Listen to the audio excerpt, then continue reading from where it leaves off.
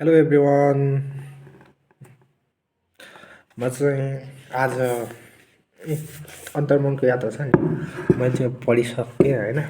अनि यसमा चाहिँ जगदीश घिमिरेले गर्नुभएका सङ्घर्ष, जगदीश घिमिरे रोगसँग लड्नुभएको जगदीश घिमिरे, साहित्यमा लाग्नुभएको जगदीश घिमिरे, राजनीतिमा लाग्नुभएको जगदीश घिमिरेदेखि सबै पक्षको आफ्नो जरादेखि लिएर मन्थली, जनकपुर, काठमाडौँ र तासेसम्मको उहाँको सम्पूर्ण जीवन यात्रा चाहिँ यो अन्तर्मनमा लेख्नुभएको रहेछ। उहाँलाई चाहिँ मल्टिपल मायलोमा भन्ने रोगबाट ग्रसित हुनुभएछ र त्यसपछि उहाँले चाहिँ साहित्यमा चाहिँ अब के गर्ने त अब उनी मल्टिपल मायलोमा भइसकेपछि उनी यात्रा गर्न सक्दैनन्। तर अन्तर्मनको यात्राले चाहिँ धेरै ठाउँमा पुग्न सकिन्छ भन्ने अन्तर्मनको यात्रा गर्नुभएको छ उहाँले। आफ्नो पहिलादेखिको आफू अहिलेसम्मको चाहिँ उहाँलाई मल्टिपल मायालामा लागिन्जेलसम्मको चाहिँ पदयात्रा चाहिँ उहाँले यस अन्तर्मनको यात्रामा लेख्नुभएको छ। अनि उहाँले चाहिँ मनको बह सबैलाई कह भन्ने उसमा चाहिँ उहाँ अस्पतालको बेडबाट लेख्नुभएको छ क्या। हस्पिटलको बेडमा एउटा मर्न लागेको अब तिम्रो आयु जम्मा 4-5 वर्ष मात्रै होला, उपचार भए मात्रै तिमी 4-5 वर्ष औसतमा बाँच्न सक्छौ भन्ने उनको जन्मदेखि मृत्युसम्मको डेट फिक्स भइसक्यो। मृत्युको डेट पनि यति 4-5 वर्ष मात्र हो भन्ने फिक्स भइसक्यो।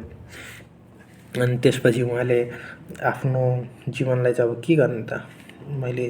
उहाँले जीवनमा धेरै सङ्घर्षका कामहरू गर्नुभयो। उहाँ आफ्नो राजनीतिमा, आफ्नो साहित्यमा स्थापित हुन, राजनीतिमा त उहाँको गर्ने मन होइन, तैपनि उहाँ पनि बाध्यतावश पनि राजनीतिमा छिर्नुभयो क्या।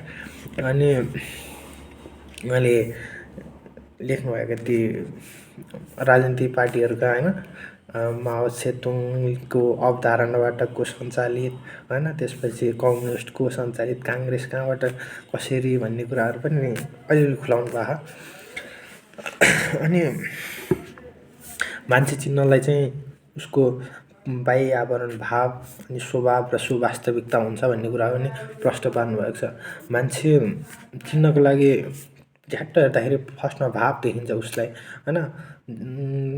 त्यो चाहिँ ऊ खासमा त्यो मान्छे होइन क्या, उसको स्वभाव बुझ्नुपर्छ र उसको सुवास्तविकता बुझ्नुपर्छ कि एउटा मान्छे चिन्नको लागि भनेर त्यो पनि लेख्नुभएको छ।